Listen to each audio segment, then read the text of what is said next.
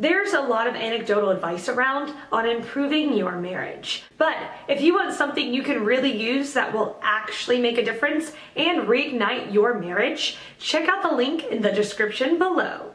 The question, what's the best way to leave a marriage where there is no intimacy? Answer by Malavika Sharma. I have edited the topics to add legal and law. Since you speak of leaving the marriage, you need to do a couple of quick assessments and tasks for yourself and then with your spouse. Are you happy? I am assuming not from the fact that you asked this question. Have you spoken to your spouse about this?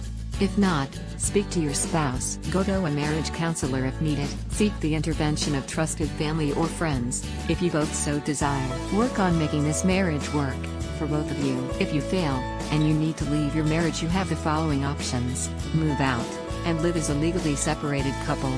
You shall not be allowed to remarry here unless polygamous relationships are legal in your country. Annulment of marriage. In countries which recognize this, the marriage is ended and you are free to marry legally later. A divorce. This is a fairly well-used term, so I am not explaining it here.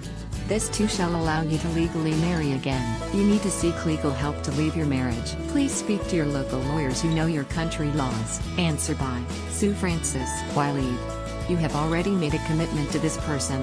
Try to get the intimacy back. After all, you two were able to do this before. Try to remember the good times. If lack of intimacy is the only thing that is wrong with your marriage, then I think you are just giving it up too easily. There might never be another man that has his/her other good qualities.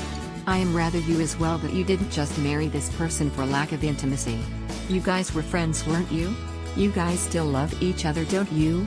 Seems like you're taking the easy way out. I seriously doubt that this is a serious question that is occurring to you in your life right now, because this problem of yours has such an easy solution. Answer by Andreas Hauser. The best way to leave a marriage is called divorce. But you know that, don't you? Now what you are really asking is, what is the best way to tell when time is right for a divorce? To answer this question, we first need to look at the basics. Every good and lasting relationship or marriage rests on three core pillars: sex, children, trust. If your current marriage is without sex, you are missing one very important pillar, and your marriage will not be as good as one with all three, no matter how great the other areas are. If you have children, maybe even grown ones, and you did spend many years with your partner and your life is all around great, it would be wise to have an honest talk.